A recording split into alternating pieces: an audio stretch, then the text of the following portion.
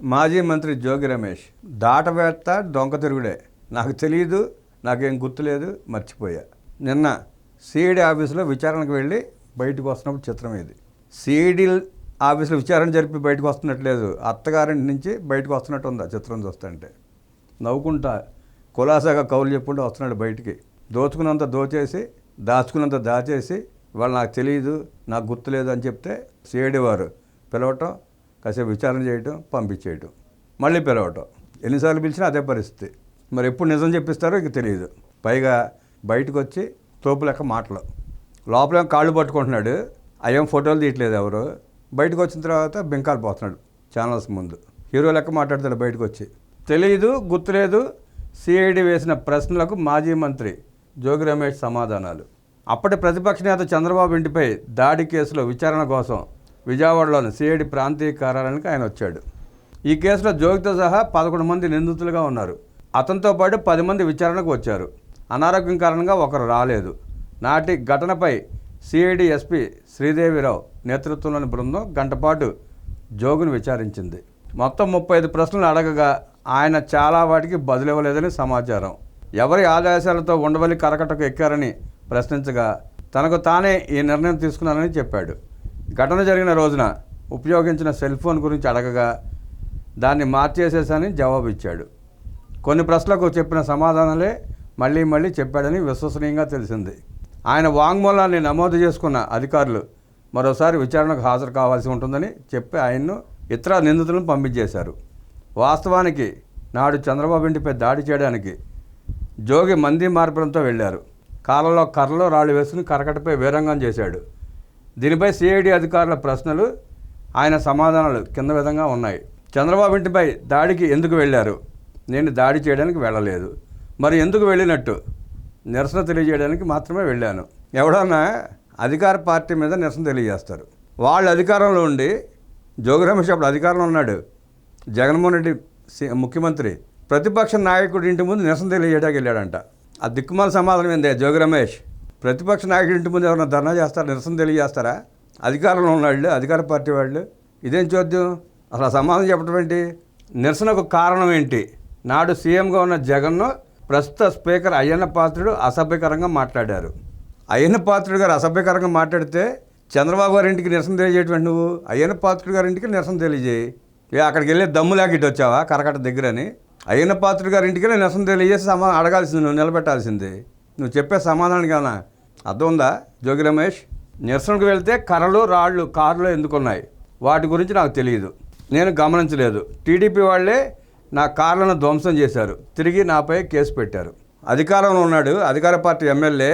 ఆ పక్కనే 1 కిలోమీటర్ దూరంలో మాజీ ముఖ్యమంత్రి జగన్ రెడ్డి ఇల్లు ఉంటుంది. ఆయనకేం తెలియదంట. ఇక్కడ అయ్యి నేను వెళ్ళలేదు అనలా, అసలు నాకు వెళ్ళలేదు. పోలీసులు నా ఫోటోలు మార్ఫింగ్ చేసి పెట్టారు, నా వీడియోలు మార్ఫింగ్ చేసి పెట్టారని అనలా. సంతోషం. కేసులు పెట్టారంట. కేసు పెట్టినప్పుడు జగన్మోహన్ రెడ్డి ముఖ్యమంత్రి, నువ్వు ఎమ్మెల్యేవి.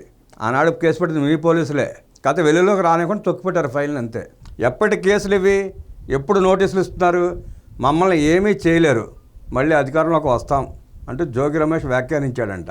ఎప్పటి కేసులే ఉంది? నువ్వు అధికారంలో ఉన్నప్పుడు, నువ్వు ఎమ్మెల్యేగా ఉన్నప్పుడు పెట్టిన కేసులు అయ్యి. ఆనాడు మీ ముఖ్యమంత్రి జగన్మోహన్ రెడ్డి ఆ ఫైల్ని తొక్కబెట్టి బయటికి రానివ్వాలా. కూటమి ప్రభుత్వం వచ్చినాక అటు బూజు దులిపి దుమ్ము దులిపి ఒకటి బయటికి తెస్తే నీ ఫైల్ కూడా బయటపడింది. విచారణ రమ్మంటున్నారు. అప్పుడైతే ఇప్పుడు రావేంటి విచారణకి? రావా ఏంటంట? మళ్ళీ అధికారంలోకి వస్తావా? ఎక్కడ అధికారంలోకి వస్తావు? ఏమ్మా జోగి, ఎక్కడికి వస్తావు అధికారంలోకి? అధికారంలోకి వస్తే మాత్రం కేసు నుంచి తప్పించుకుంటావా ఏంటి? కేసును తప్పించుకుంటావా? తప్పించుకోలేవు కదా. ఎక్కడ పారిపోతావు నువ్వు? అధికారంలోకి వస్తాడంట, వచ్చినప్పుడు చూద్దాం. ముందు కేసును ఎదుర్కో. ఈ ప్రశ్నకు సమాధానం చెప్పు కరెక్ట్గా. సిఐడి కార్యాలయం వద్ద విలేకరులతో మాట్లాడుతూ ఊగిపోయాడంట.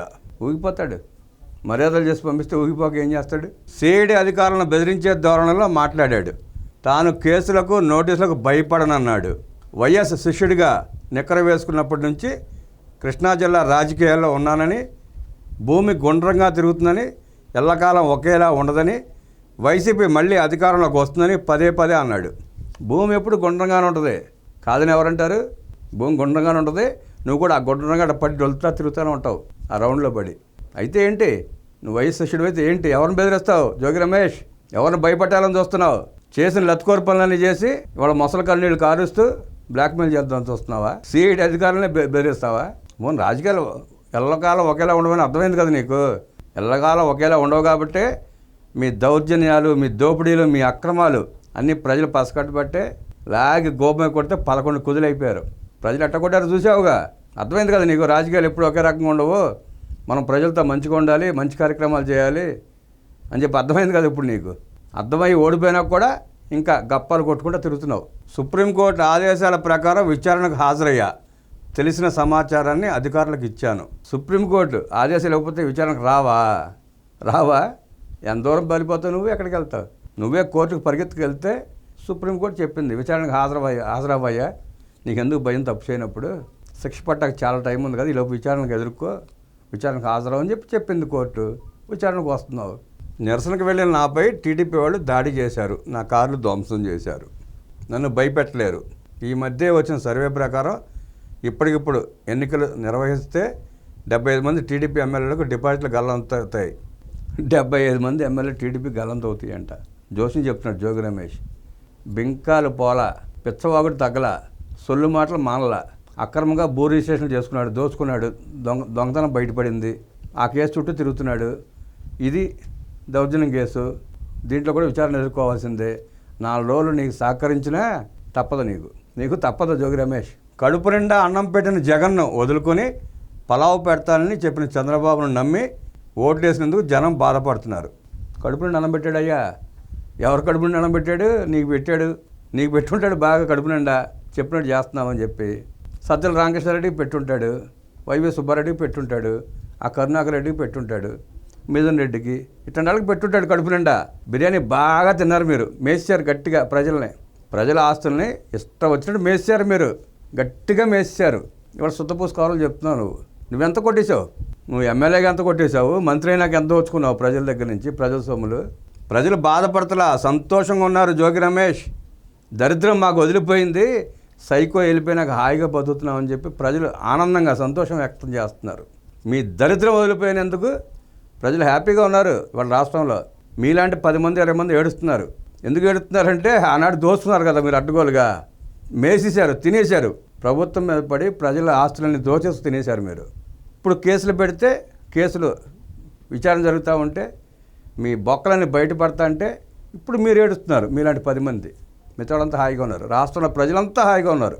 బాబు కుర్చీ కోసం సొంత పుత్రుడు దత్తపుత్రుడు పోటీ పడుతున్నారు. బాబు గారి కుర్చీ బాబుకు ఉంది, సొంత పుత్రుడి కుర్చీ ఆయనకు ఉంది, ఉప ముఖ్యమంత్రి కుర్చీ ఆయనకు ఉంది. ఎవరి కుర్చీలు వాళ్ళకి హాయిగా ఉన్నాయి, ఎవరి పనులు చక్కగా చేసుకుంటున్నారు. మీరు ఏడబాక నడమే పడి అట్లా ఏడ్చేది మీ బ్యాచే. జగన్మోహన్ రెడ్డి కుర్చీ ఎప్పుడు లాగేద్దామని మీరంతా చూస్తున్నట్టున్నారు చుట్టూతా. ఎప్పుడు జైలుకి వెళ్ళిపోతాడా, ఎప్పుడు ఆ కుర్చీ లాగేసుకుందామా, అడుగుబడుగు మింగేద్దామని చూస్తున్నారు మీరు. 3 ఏళ్ల క్రితం జరిగిన ఘటనపై కేసు పెట్టి వేధించాలని చూస్తున్నారు. 3 ఏళ్ల క్రితం జరిగిన ఘటనపైన ఇప్పుడు కేసు పెట్టలా. కేసు అప్పుడే జరిగింది, అప్పుడే పెట్టారయ్యా. అప్పుడు పెట్టలేదు నీ మీద కేసు. అదే కేసు విచారణ జరుగుతుంది. 3 ఏళ్ళు పోలీసులు అంతా నిద్రావస్థలో ఉన్నారు కాబట్టి ఆ పోలీసు వ్యవస్థ మీ జగన్ రెడ్డి చేతిలో జేబులో పెళ్ళలాగా ఉంది కాబట్టి విచారణ చేయలే. ఇప్పుడు కాస్త మేల్కొని ఫైల్ దులిపి విచారణ మొదలుపెట్టారు. 3 ఏళ్ల క్రితం దొంగతనం చేస్తే వాళ్ళు దొంగతనం అవదా, మాఫీ అయిపోద్దా ఏంటి? లేకపోతే దౌర్జన్యం చేస్తే దౌర్జన్యం కాకుండా పోతుందా, ఇవాళ మాఫీ అయిపోద్దా? అవదు కదా. ప్రజాస్వామ్యంలో నిరసన తెలియజేసే హక్కు లేదా? హక్కు ఉంది. నిన్ను మీ జగన్ రెడ్డిను ఎవరు తిడితే వాళ్ళ దగ్గరికి వెళ్ళి నిరసన తెలియజేసే హక్కు ఉంది. చంద్రబాబు గారి ఇంటికి వచ్చి నిరసన తెలియజేసే హక్కు నీకు లేదు కదా. నువ్వే కూడా నిరసన తెలియజేయటానికి ఆయన ఇంటి ముందు నీకేం సంబంధం? బాబు గారింటి దగ్గర నిరసన తెలియజేసే అవసరం నీకేంటి?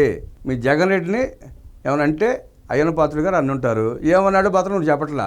అసలు అయ్యన్న పాత్రుడు గారు జగన్ రెడ్డిని ఏమన్నాడు తెలిస్తే అది సభ కాదని వాళ్ళు ప్రజలు చెప్తారు. ఎన్నాళ్ళు రెడ్ బుక్ పట్టుకుని తిరుగుతారు. రెడ్ బుక్ ఉంటుంది ఆయన చేతిలో, ఎప్పుడూ ఉంటుంది. మీరు అధికారంలో ఉన్నప్పుడు ఆయన చేతిలో రెడ్ బుక్ ఉంది, ఆయన అధికారంలోకి వచ్చినాక ఆయన చేతిలో రెడ్ బుక్ ఉంది. ఇంకొక 20 ఏళ్ళు 30 ఏళ్ళు 40 ఏళ్ళైనా ఆ రెడ్ బుక్ ఆయన చేతిలో ఉంటుంది. మీలాంటి దోపిడీదారుల, అక్రమార్కుల, గూండాల, రౌడీల పేర్లు ఆయన రాస్తానే ఉంటాడు. ఎప్పుడు మీకు కార్యక్రమాలు జరుగుతూనే ఉంటాయి, జరగాల్సినవి. కంగారు బాకు, రెచ్చిపోబాకు. నీ కార్యక్రమాలు జరుగుతాయి, ఒక్కొక్కటి మెలుగు జరుగుతూ ఉంటుంది. ఎల్లకాలం కూటమి ప్రభుత్వం అధికారంలో ఉండదని గుర్తుపెట్టుకోవాలి. కూటమి ప్రభుత్వం ప్రస్తుతం అధికారంలో ఉంది. మీరు చేసిన చండాల పనులకి, దరిద్ర పనులకి ప్రజలు మిమ్మల్ని పంపిస్తారు ఇంటికి. మీకు అర్థమైంది కదా ఇప్పుడు. మేము అధికారంలో ఉండము, ఎలకాలం ఉండలేము అని చెప్పి మీకు అర్థమైంది కదా, వెళ్ళిపోయారు కదా. ఈ కూటమి ప్రభుత్వం ఎప్పుడు ఉంటుందో నీకెందుకు? ప్రస్తుతం అయితే అధికారంలో ఉంది కదా, ఇంకో 10 ఏళ్ళు 15 ఏళ్ళు అధికారంలో ఉంటుంది కదా, ఆ సంగతి మీకు కూడా తెలుసు కదా.